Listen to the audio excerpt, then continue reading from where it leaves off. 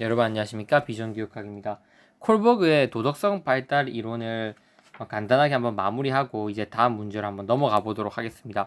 이 콜버그의 도덕성 발달 수준에 따르면 결국 인간은 지금 어떠한 도덕적 발달 수준에 놓여 있는지 그 확인할 필요가 있는 거예요. 그러니까 지금 가장 낮은 단계는 이제 전인습 수준이고 그 다음에 이부 가운데 부분을 인습 수준이라고 하고 그걸 뛰어넘은 걸 후인습 수준이라고 합니다. 그래서 각 이렇게 전인습 그 다음 인습 수준, 후인습 수준 안에는 각각 두 갈래로 나눠지는 도덕적 단계를 보인다. 그러면 중요한 건 뭐냐면 아이들이 어떠한 도덕적 단계에 있는지 확인하기 위해서는 도덕적 딜레마뿐만 아니라 어떤 여타 상황에서 아이들이 어떤 선택을 하겠냐고 물어본 질문을 할 겁니다. 그렇게 질문을 함으로써 아이들이 이러이러한 답을 했을 때는 너 이 상황에서 이렇게 답을 했네. 그럼 이 아이는 지금 개인적 보상을 지향하는 도덕적 수준에 있는구나. 이렇게 판단을 하게 되죠. 그 판단을 하게 된다면 어떻게 해야 될까요? 더 높은 단계의 도덕성을 보일 수 있도록 아이들한테 유도를 해야 된다는 거예요. 어떻게? 네가 지금 하고 있는 판단 행위는 이 정도 수준밖에 안 돼. 그 위에 대인관계나 법까지 해서 이러한 더 높은 단계의 도덕성을 보일 수 있는 것들이 남아 있다는 것을 아이들에게 보여줘야 돼요. 그걸 가장 잘할 수 있는 게 뭐냐면 토론이에요. 토론.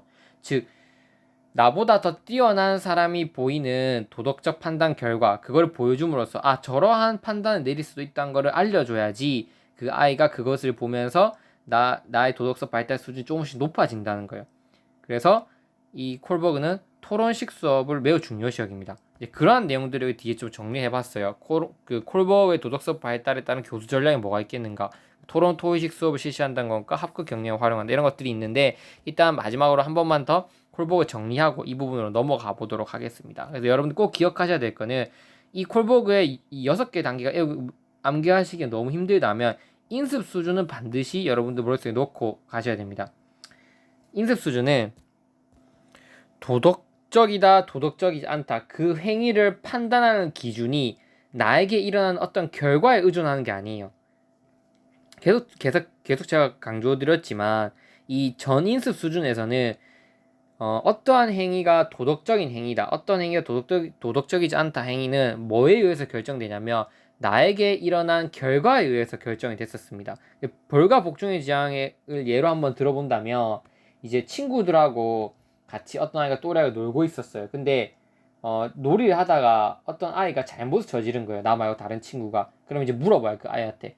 너는 저 친구가 지금 뭔가 잘못을 했는데 저 잘못을 한 친구를 선생님께 고자질할 것이냐 물어봤을 때 벌과 복종의 지향 단계인 도덕성에 있는 아이들은 판단 기준에 따르면 나는 말해야 된다 이렇게 얘기하면서 선생님에게 말을 하겠어. 왜냐면 그렇지 않으면 내가 혼날 거야 이렇게 얘기를 하는 겁니다. 그래서 어떤 행위를 하였을 때 나에게 물리적인 처벌을 내릴 수 있는 그 행위자에게 복종하는 것 자체를 선으로 여기는 거예요. 그 정도 수준밖에 안 된다는 겁니다. 이때는 이해되시죠? 그래서 그렇게 나에게 일어날 수 있는 결과물을 바탕으로 내가 그게 도덕적이다, 도덕적이지 않다, 그게 올바른 행위다, 아니다라는 걸 판단해 나가는 게 이렇게 인습 수준이라면, 죄송합니다. 전인습이라면 인습 수준은 더 이상 그런 나에게 일어나는 결과에 의존하지 않는다. 핵심 포인트. 이 부분이 시험 나올 확률이 높습니다. 더 이상 자신의 결과에 의존하지 않고 그 도덕적 가치 판단 기준을 어떤 관습을 받아들이는 단계가 바로 인습 수준이라고 볼 수 있어요. 그래서 타인과의 조화 지향 단계는 계속 말씀드렸지만 다른 사람의 기대에 부응하는 걸 중시하는 거예요. 다른 사람의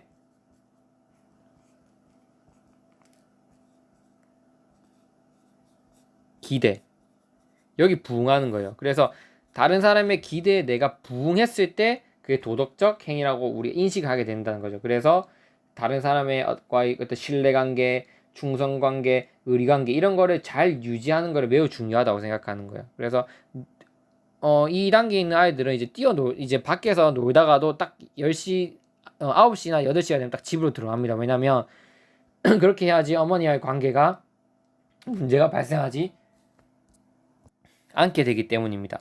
그래서 이렇게 착한 아이를 지향하는 단계, 타인과 조화를 위해서 뭔가 타인과의 신뢰성, 그 다음에 의리 이런 거를 유지하기 위해서 노력하는 행위를 보이는 게 바로 타인과의 조화 지하 단계라 볼 수 있죠. 법과 이제 질서 2단계에서는 그게 올바른 도덕적 행위다 아니다 판단하는 기준이 뭐냐면 법을 잘 지키냐 안 지키냐 이걸 얘기하는 거죠.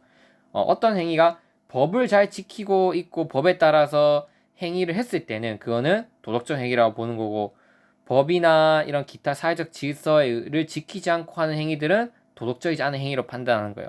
마찬가지로 타인과의 조화는 남과 잘 지내는 게 도덕적인 거, 남과 잘 지내지 못하는 거는 비도덕적인 거, 이렇게 판단하게 된다는 거죠. 그래서 이 두 부분이 그래도 이제 사람에 따라서 조금 다르긴 하지만 그래도 이제 우리 중학교, 고등학교 나이 때 아이들이 판단할 수 있는 어느 정도 기준이 되는 나이대죠.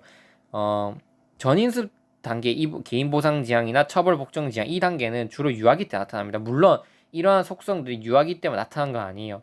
계속 지속적으로 중등학교의 어떤 중학생, 고등학생 혹은 성인들도 이런 부분들을 보일 수는 있어요. 도덕적 판단 기준을 보일 수 있습니다. 나이대에 따라서 딱 달라지는 거 아닙니다. 하지만 일반적으로는 이제 이런 단계를 볼 수 있기 때문에 인습 수준이 가장 시험 출제에 용이하다 이렇게 볼 수 있습니다. 후임수 수준은 나오기가 매우 힘든 게 계속 말씀드렸지만 이러한 수준의 도덕성을 가지고 있는 사람은 거의 드물다고 볼 수 있는 거예요. 일단 뭐 사회 계약 정신 지향 이 부분은 뭐냐면 앞에서 법은 결국 사람들이 합의해서 만든 거지 않습니까? 그래서 융통성이 있고 이 법도 고칠 수 있다고 인식하는 단계가 사회계약 정신 지향 단계입니다. 앞에서 이 인습 수준에서 법과 질서 지향 단계는 우리가 이 법을 무조건 지켜야 되는 걸 보는 거예요. 법을 지키고 질서를 지키면 선한 행위, 도덕적인 행위, 법이나 질서를 파괴하는 행위는 도덕적이지 못한 행위라 보는 거예요. 하지만 이 인습 수준을 뛰어넘는 후인습 수준 단계의 하나인 사회계약 정신 지향 단계는 이 법이라고 하는 것도 결국 사람이 만든 거고 합의하에서 융통성이 있고 고쳐질 수 있다는 인식을 할 수 있는 단계가 사회계약 정신 단계입니다. 주로 25세 이후 정도에 나타난다고 볼 수 있어요. 이 단계의 사람들은 이제 개인의 권리를 보호해 나가는 것이 정의라고 생각합니다. 어떤 친구가 비행행위를 했을 때 그 비행행위를 이제 알려야 되냐 안 알려야 되냐, 말을 해야 되냐 안 해야 되냐, 그거는 그 친구가 그 행위를 하게 된 이유도 우리가 살펴봐야 된다는 거예요. 왜 법을 무조건 지키지 않았다고 해서 그거 잘못됐다 이렇게 판단하는 게 아니라 일단 그 친구는 왜 그 일을 하게 됐을까, 그리고 그 일어날 수 있는 행동으로 그 친구가 한 행동으로 인해서 공동체에 끼칠 영향이 어느 정도인가, 이런 것들을 종합적으로 판단해서 이제 이제 도덕적인 행위다 아니다라, 이제 이 행위는 잘된 행위다, 잘 되지 않은 행위다 이렇게 판단을 내리게 된다는 거죠. 이게 사회계약 정신 단계입니다. 그래서 무조건 법과 질서로 무언가를 판단하는 게 아니라 말씀드렸던 것처럼 법과 질서도 융통성이 발휘될 수 있고 어떤 행위를 했을 때 그 행위를 하게 된 이유가 무엇인지 파악하려고 하고, 그리고 그 행동으로 인해서 이 사회에 미친 영향이 어느 정도인지를 파악하고, 그런 것들 전체적인 면을 모두 고려해서 도덕적인 행위를 판단해 나가는 게 사회계약 정신 지향 단계라고 볼 수 있습니다. 보편적 이제 도덕 원리 지향은 이제 법이 필요 없다고 볼 수 있는 거예요. 극소수만이 이 단계에 도달할 수 있는데 이제 법이나 관습을 넘어서서 어떤 정의, 평등, 생명의 가치, 추상적이고 어떤 보편적인 자기만의 원리가 있습니다. 이런 원리에 따라서 판단이 이루어지는 것을 이제 보편적 도덕 원리 지향이라고 볼 수 있습니다. 그리고 이 부분을 구체적으로 읽어보시면 아마 이해가 되실 겁니다. 그래서 이렇게 우리가 콜버그의 도덕성 발달 이론에 따라서 발달을 좀 구체적으로 살펴봤는데요. 그럼 이것들이 교수 전략과 어떻게 연관될 수 있냐? 콜버그는 아까도 말씀드렸지만 도덕적 딜레마를 활용한 토론 토의식 수업을 실시할 것을 주장합니다. 이제 이런 부분들이 이제 시험에 나올 확률이 좀 더 높죠. 왜냐하면 도덕적 딜레마 상황에서 필요한 도덕적 능력을 함께 추론해보는 토의 토론 과정을 실시하도록 지도한다. 이렇게 했을 때 장점은 크게 두 가지로 볼 수 있다. 첫째, 학생들은 동료와 상호작용하는 가운데 적극적으로 경청하고 자신과 다른 복잡한 도덕적 추론 방법을 분석할 수 있게 된다. 그래서 내가 생각해내지 못한 다른 사람들의 어떤 도덕적 수준을 알 수 있기 때문에 이런 토론식 토의식 수업을 지향하게 된다는 거죠. 그리고 여기 보시면 보다 정교한 사고를 접하게 되면 학생의 인지적 평형 상태가 깨지게 되고 이로 인해서 발달이 촉진된다고 본 거예요. 그 다음 둘째, 토론을 실시하는 과정에서 자신의 도덕적 입장을 분명히 하게 된다는 장점이 있다. 그래서 내가 토론이라고 하는 경우에는 결국 남을 설득시켜야 되잖아요. 맞죠? 설득시켜야 된다는 거는 내 주장과 근거가 합리적이고 타당해야 된다는 걸 의미합니다. 이렇게 나의 주장을 남들에게 이야기할 때 내가 이렇게 보이는 이유는 이러이러한 거야 하면서 나의 도덕성 발달 수준이 어느 정도인지 그리고 내가 어떻게 사고를 하고 있는지 훨씬 더 그 도덕적 입장이 분명하고 구체화될 수 있다는 거죠. 그래서 콜버그의 도덕성 발달에 따른 교수 전략 이 부분을 시험에 묻는다면 도덕적 딜레마를 활용한 토의 토론식 수업을 실시해야 된다. 이런 방향으로 서술을 해주시면 됩니다.